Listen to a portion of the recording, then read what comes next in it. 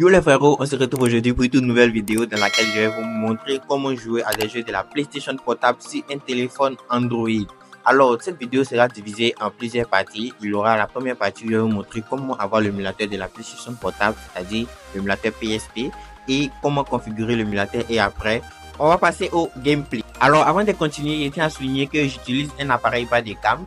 C'est un Redmi 13C qui fait 256 plus 8 Go RAM. Et pourtant, je peux faire tourner des jeux PSP en haute définition et à 60 FPS grâce à l'émulateur PSP. Du coup, aujourd'hui, je vais vous guider étape par étape pour configurer l'émulateur PPSSPP, ajuster les paramètres, les contrôles et ajouter des jeux à l'application. Il s'agit d'un tutoriel complet, alors regardez la vidéo jusqu'au bout. N'oubliez surtout pas de liker la vidéo, de vous abonner à la chaîne et d'activer la cloche de notification pour ne rien rater des nouvelles vidéos. Si c'est parti. Alors, l'émulateur PPSSPP pour Android est une application très populaire qui permet de transformer un appareil Android en console PSP.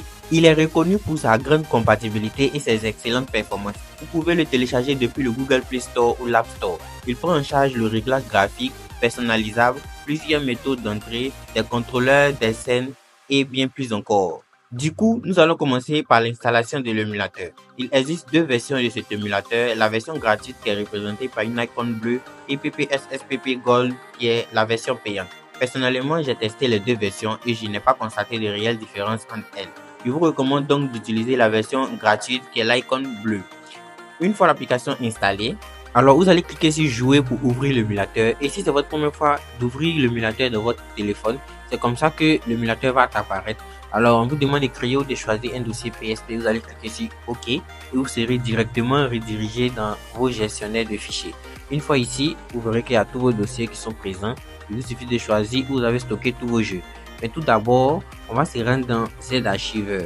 Si c'est votre première fois, vous allez rentrer dans Z-Archiveur, puis vous allez créer un nouveau dossier en cliquant sur les trois points en haut et cliquer sur créer puis nouveau dossier.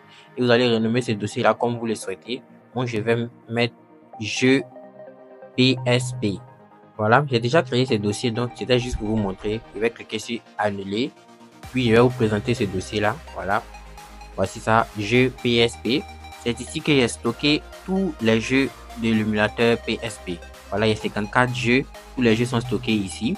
Donc, vous pouvez faire pareil pour mieux retrouver vos fichiers de jeux. Voilà, donc on va se retourner dans l'émulateur PSP. Et là, on va chercher le dossier jeu PSP. Ok, voici le dossier jeu PSP. On va cliquer dessus. Puis vous allez cliquer sur utiliser ce dossier. Voilà.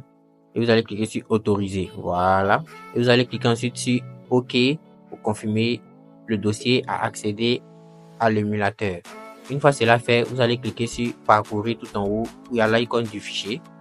Voilà. Et vous allez cliquer encore sur utiliser ce dossier, puis autoriser. Et vous verrez que tous vos jeux apparaîtront en un clic. Alors là, on va se rendre dans les paramètres pour paramétrer l'émulateur de la PlayStation portable. Donc vous cliquez sur paramètres et une fois dans les paramètres, on a plusieurs options. Alors dans l'option graphics, on va cliquer sur rendu back-end, puis on va le mettre en Vulkan si ça ne l'est pas. Et on va scroller vers le bas, puis on va cliquer sur définition du rendu. On va mettre ça en x2. Voilà, vous pouvez mettre ça en x3 ou x4, tout dépend de vous, mais juste que ça va rendre un peu l'émulateur lent parce que les graphismes seront élevés. Donc on va laisser ça en x2, puis on va scroller encore vers le bas. Voilà, là, il n'y a rien à faire. Voilà, concernant plein écran, moi, je l'ai activé parce que la version du format 16:9 ne me plaît pas. Tout simplement ça.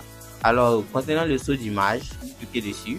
Moi, je l'ai désactivé parce que j'ai 8 Go RAM. Si vous tournez entre 1 à 4 Go RAM, vous pouvez l'activer. Vous mettez ça entre 2 et 4. Voilà. Donc, moi, je l'ai désactivé. Et on va scroller encore vers le bas. Je crois qu'il y a plus grande chose à faire dans les paramètres graphismes. Donc, on va se rendre dans commande. Voilà. Il n'y a plus rien à faire. On va cliquer sur commande. Une fois dans commande, on va cliquer sur disposition personnalisée. Voilà. Ici, vous pouvez déplacer. Et lorsque vous cliquez sur zoomer, vous pouvez ajuster l'icône à la taille qui vous convient. Voilà. Vous pouvez cliquer sur remise à 0 pour mettre les paramètres par défaut. Et lorsque vous cliquez sur Customize, vous pouvez ajouter des nouveaux boutons comme R2, L2. Voilà. Tout dépend de vous. Voilà. On va sortir. Moi, j'ai déjà terminé la configuration des contrôles. Voilà, concernant le son, il n'y a rien à faire. Réseau aussi. Ici, vous pouvez vous connecter à 2 ou plusieurs en fonction du jeu que vous jouez. C'est ici que tout se passe. Voilà, on va se rendre dans outils. Il n'y a rien à faire. Donc, système. Dans le système, la langue, vous pouvez la mettre en française comme dans n'importe quelle autre langue. Et vous pouvez aussi changer le fond d'écran de l'émulateur. Vous pouvez tout personnaliser dans Système. Voilà, je crois que les paramètres c'est fini. On va sortir puis on va passer au gameplay. Pour le gameplay, ici un peu confus. Il y a tellement de jeux que je ne sais pas quoi jouer. Mais je vous dis à bientôt parce que ça sera tout pour cette vidéo. Donc, si vous avez aimé, n'hésitez pas à liker, partager et surtout laisser un commentaire. Et on se dit à la prochaine pour une toute nouvelle vidéo. Ciao!